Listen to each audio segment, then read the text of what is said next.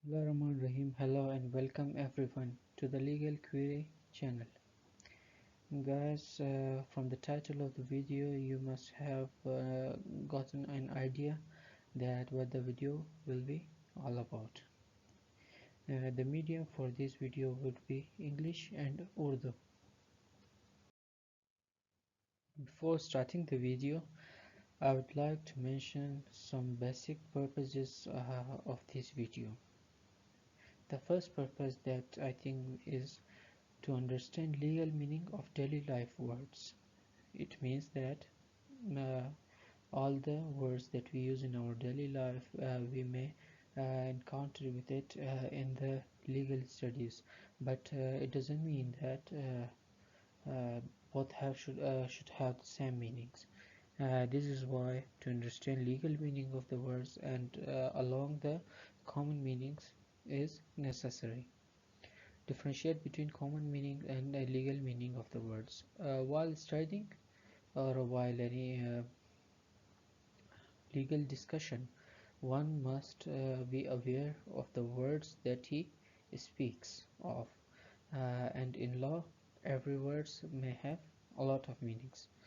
To better understand the legal statements by getting the correct sense of the words, without understanding the words, one cannot understand the whole statement. This is why to understand any legal statement or any clause, we should firstly be aware of the meaning of the particular word within it. Moreover, law, although is a branch of philosophy, but is also a social science. Therefore, it therefore should be defined in simple words for the welfare of laymen. Friend, it is not possible for every layman to understand philosophy, but it is important for them to understand the law of the land, which should be defined for them in simple words and with its full meaning. And moreover, in law, every word, every phrase has a cluster of meaning which shows different school of thoughts and ideologies. As it is not possible in the world that idea of every human being should be similar to the other one. Therefore, it has developed school of thoughts, and every school of thoughts define the words according to their own mentality. Therefore, it is necessary, especially for the legal students, to better differentiate between legal meaning and common meaning of the words. So, the first word for this video is person. Person, we commonly think that human beings are called person, but in law it has a different definition. Law says that every entity, natural or artificial, entitled to some rights and able to bear liabilities is a person in law. So it is clear that every entity, or in Urdu if you say कोई भी ऐसी हस्ती जिसके कुछ rights हो और वो उसके कुछ लाइबिलिटीज़ हो यानी ड्यूटीज़ हो, तब और लॉ उसको रिकॉग्नाइज करे तो हम उसको डेफिनेटली पर्सन कह सकते हैं। इस डेफिनेशन से हमारे पास ये ज़ाहिर होता है कि हमारे पास दो किस्म के पर्सनस हो सकते हैं। नेचुरल पर्सनस यानी हम ह्यूमन बींग्स जो सांस लेते हैं, खाना खाते हैं, सोते हैं और जिनके बहुत से जो दूसरों पर डिपेंडेंट होते हैं, और artificial persons such as companies and in some countries animals को हम भी आर्टिफिशियल पर्सनस कह सकते हैं, जिनको ये ज़रूरियात नहीं होती बल्कि इनके कुछ राइट्स और लाइबिलिटीज़ होते हैं। मिसाल के तौर पर अगर कंपनी के बारे में हम बात करें तो हम कह सकते हैं कि कंपनी जो अपने मेमोरेंडम ऑफ एसोसिएशन और आर्टिकल ऑफ एसोसिएशन में जितने भी राइट्स और लाइबिलिटीज़ खुद पर इम्पोज करते हैं, इसकी बुनियाद पर लॉ उन्हें एक आर्टिफिशियल पर्सन होने का हक پرووائڈ کرتا ہے، جو بعد میں ان کے رائٹس کو پروٹیکٹ کرتے ہیں، کمپنیز کے رائٹ کو پروٹیکٹ کرتے ہیں۔ مثال کے طور پر اگر کمپنی کے خلاف کوئی غلط کام کرے یا ان کے ڈاکومنٹس کو کوئی ڈسپلیس کر لے تو ان کے رائٹ کو جو بریچ ہو جاتا ہے تب یہ اس بندے کے خلاف لا کو ایکشن میں لا سکتے ہیں۔ اس کے علاوہ ان کے جو ڈیوٹیز ہے کہ ہم لوگوں کے لیے کس طرح کام کریں گے یا کچھ بھی ایسی ڈیوٹی جو یہ خود پر امپوز کرتے ہیں اس کی بنیاد پر اور بعد میں اس کے خلاف چلے جاتے ہیں، تب اس بنیاد پر ہم ان کو کمپنیز کو آرٹیفیشل پرسن میں گن سکتے ہیں۔ آرٹیفیشل اور لیگل پرسن، آرٹیفیشل پرسن کو ہم لیگل پرسن بھی کہہ سکتے ہیں۔ آرٹیفیشل اور legal person are those who have been recognized as a person by law of land۔ Law of land کو آرٹیفیشل پرسن کو ریکگنائز کرنا لازمی ہے۔ جب تک لا آف دا لینڈ کسی بھی آرٹیفیشل پرسن کو یا انٹیٹی کو لیگل پرسن ریکگنائز نہیں کرتا تب تک اس کے کچھ بھی رائٹ اینڈ لائبلٹیز نہیں ہو سکتے۔ Moreover, imposing certain rights and liabilities upon them according to the law of the country, it is not necessary for artificial legal person to act as a natural person۔ اور ایک artificial person ہونے کے لیے یہ لازمی نہیں ہے کہ آرٹیفیشل پرسن بھی نیچرل پرسن کی طرح ایکٹ کرے، یعنی اس کو سانس لینے کی ضرورت ہو یا اس کو کھانا کھانے کی ضرورت ہو یا اس کے سونے کی ضرورت ہو، بلکہ کوئی بھی ایک ایسی ہستی یا کوئی بھی ایسی انٹیٹی جس کو لا ریکگنائز کرتا ہے کہ ہاں بھائی یہ آج کے بعد پرسن میں گنا جائے گا اور اس کے رائٹس اور لائبلٹیز ہیں، تب اس کے بعد ہم ایسے کسی بھی انٹیٹی کو پرسن کہہ سکتے ہیں۔ آج کا دوسرا جو ورڈ ہے ہمارے پاس وہ ہے پبلک سرونٹ، جسے ہم عام زندگی میں بھی ہمیشہ سنتے رہتے ہیں۔ Under section 21 of Pakistan penal code 1860 ہمیں یہ ڈیفینیشن دیا گیا ہے پبلک سرونٹ کا۔ The word public servant denotes a person falling under any of the description below۔ جتنے بھی ہمارے پاس 10 قسم کے ڈسکرپشن یہاں پر دیے گئے ہیں، پاکستان کا کوئی بھی بندہ اگر ان 10 ڈسکرپشن میں کسی پر بھی فال کرتا ہے تو ہم اسے پبلک سرونٹ کہہ سکتے ہیں۔ پہلا جو ہمارے پاس ڈسکرپشن ہے وہ ہے every commissioned officer in military, naval and air forces of Pakistan.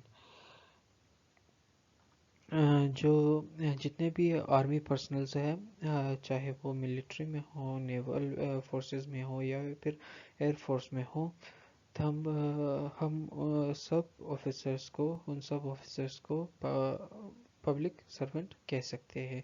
ان کے علاوہ جتنے بھی پاکستان کے ججز صاحبان ہیں ان کو ہم پبلک سرونٹ کہیں گے۔ تیسرے نمبر پر ہمارے پاس آتا ہے کہ every officer of the court of justice. ججز کے علاوہ باقی جتنے بھی آفیسرز کسی کورٹ آف جسٹس میں کام کرتے ہیں ہم ان کو پبلک سرونٹ کہیں گے۔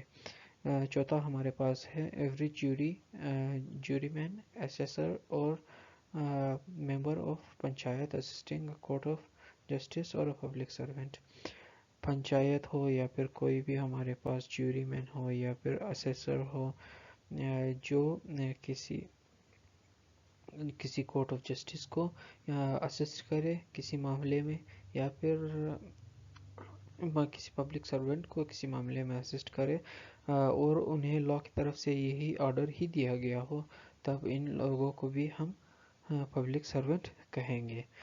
ایوری آربیٹریٹر اور other person to whom any case or matter has been referred for decision or report by any court of justice۔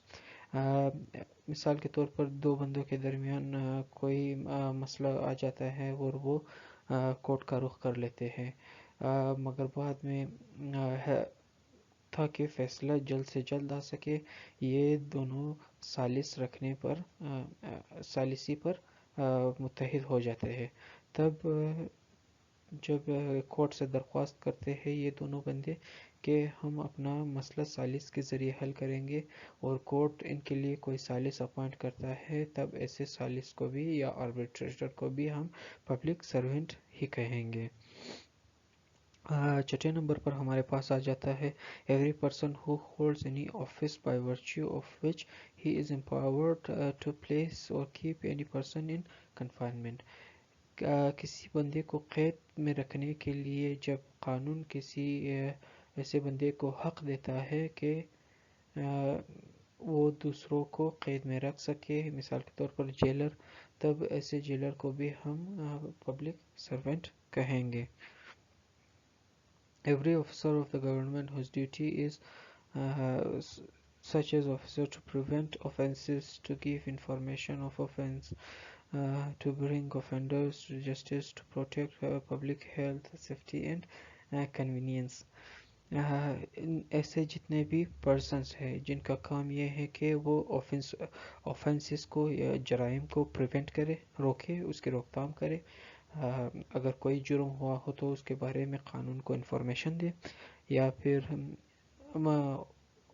جو جرم کرنے والے ہیں ان کو انجام تک پہنچائے، یا پھر جن کا یہ فرض ہوتا ہے کہ پبلک کے عوام کی صحت، جان و مال کی حفاظت کرے، تب ایسے لوگوں کو ہم پبلک سرونٹ کہیں گے، یعنی عام طور پر پولیس کو ہم پبلک سرونٹ کہیں گے۔ 8ویں نمبر پر ہمارے پاس آل دا ریونیو آفیسرس، جتنے بھی ریونیو آفیسرس ہمارے پاس، پٹواری، تحصیلدار، ان کے اوپر پھر اسسٹنٹ کمشنر، ڈی سی، اور اس کے اوپر بورڈ آف ریونیو وغیرہ جتنے بھی آفیسرس ہیں بورڈ آف ریونیو کے، ہم ان کو پبلک سرونٹ کہیں گے۔